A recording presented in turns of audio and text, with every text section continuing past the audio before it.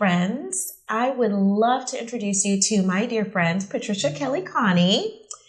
And you know that Wonderfully Made is all about the fact that we are made on purpose for a purpose, and each of us has a very unique journey. Now, Patricia is the producer of Life on the Line, and that is the documentary series that produced Lexi's story, and that is also featured on our website. So I'm really, really, really excited to introduce you to Patricia and her Wonderfully Made story and her unique journey in how she started producing programs like Life on the Line. It all started in high school. So I wanted to be a TV news reporter, and I wanted to be like Lois Lane, but like without the Superman, because he's not real, which sounds super cheesy. But that's kind of what I wanted to do. Like, I loved writing, I loved telling stories, and I loved adventure. So I loved just how, oh man, like every day would be different and new. And in college, I majored in broadcast journalism and political science, and I landed a competitive internship with one of the top stations in LA.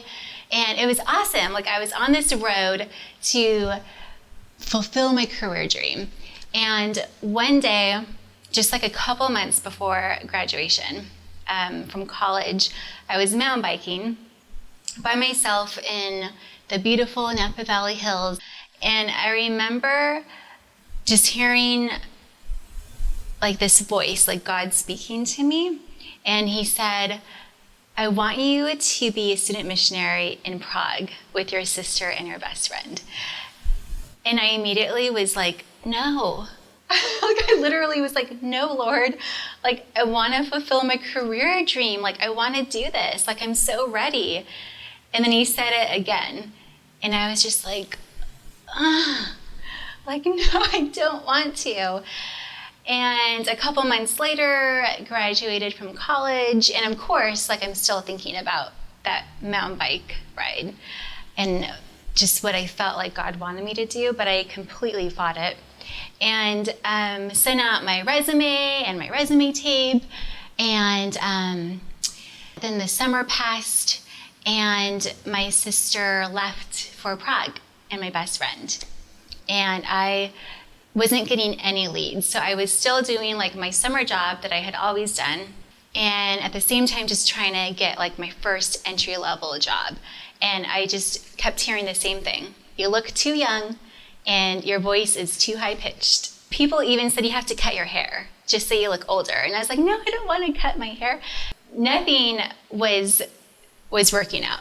And like I was like getting super sad.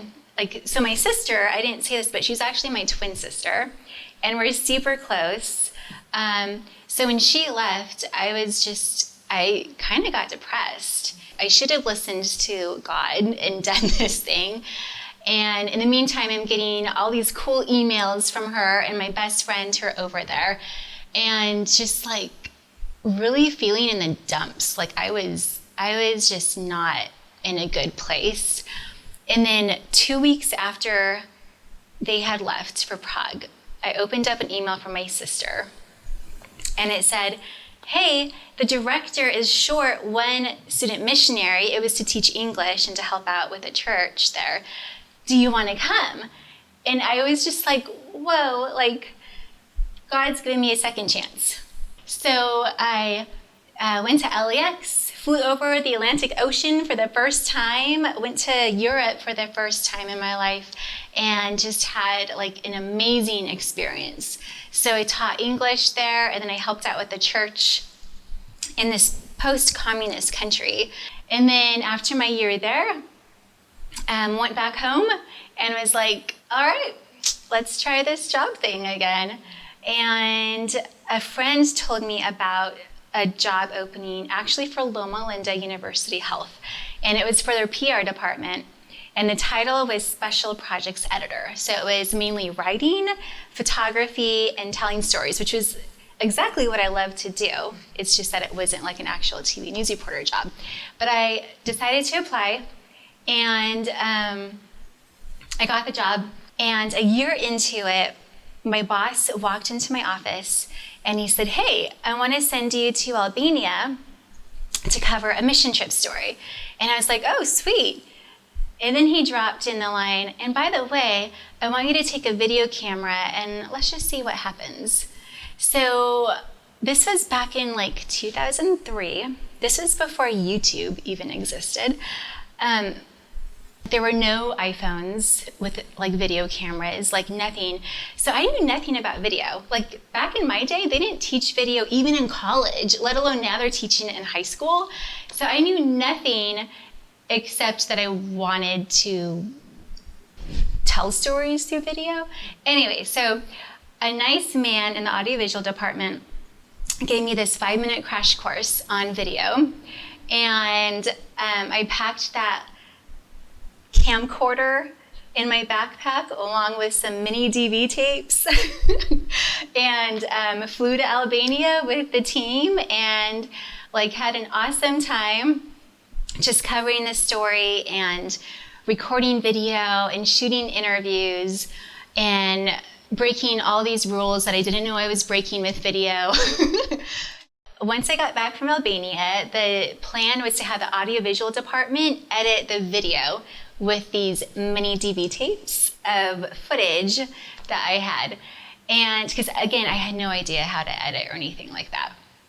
So a couple weeks, I think like maybe even a couple months passed. And of course they were busy doing their own stuff. And I realized they're probably not gonna get to it. So I was like, man, I just need to learn this stuff. Like I just need to do it. So I took money from my savings account. I bought a laptop, a MacBook Pro that came with iMovie on it.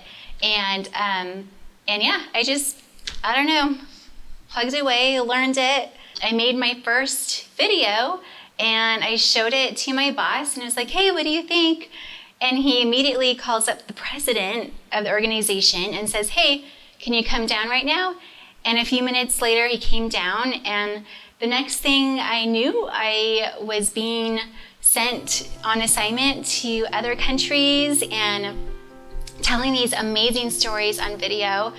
And these nonprofit programs and businesses were making like twice as much, even 3 times as much money as they did before they even had the video. And like it was just like I realized soon after that trip to Albania that like this is what I was meant to do.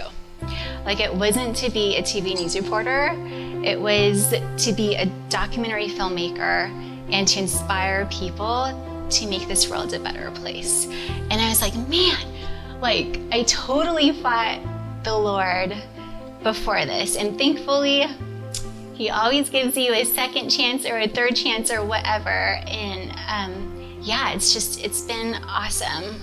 So what I thought was gonna be like a job at Loma Linda for 1 or 2 years turned out to be, I think I was there for like 12 years and fortunately got promoted, started a TV show, won Emmy Awards, and founded a new department that still exists, which is awesome. And then, yeah, I still work with them through my own business now, and it's just been an incredible ride.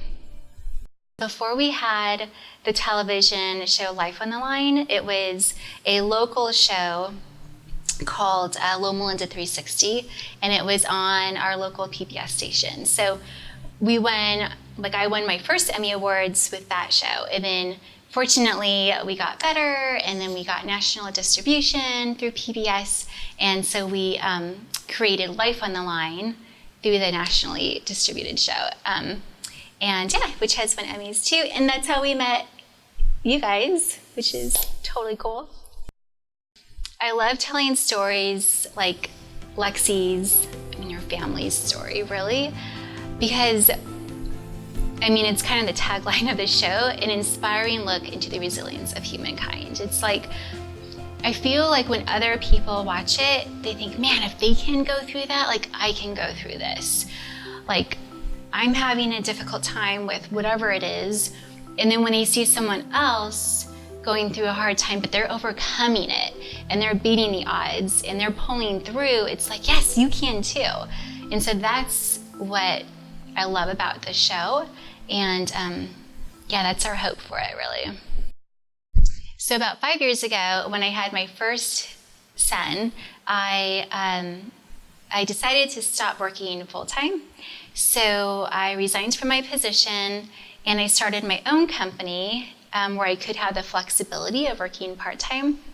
And thankfully, Loma Linda still hired me as a contractor. So in addition, I also make client videos. And my main goal there is to help businesses make more money through video. And then just recently, I added a new service to my business where I teach others how to make their own pro videos so they can make more money in their business, which I love. Like, it's so much fun. So I have a YouTube channel and a website and all that stuff, but a lot of the people who follow me are true beginners. Like, they know nothing about making videos, but they own a business and they want to start making their own videos because it costs a lot of money to hire an outside video production company. And so, yeah, it's just, I feel like it's kind of, I've been there, done that, and I feel like I can, like, I remember what it felt like back, you know, when I started in video and being overwhelmed with it. So I don't know, it's fun to teach how to do it in a fun and simple way. My website is just my name, so patriciakelikani.com, and my YouTube channel is also my name, Instagram, Facebook, all of that.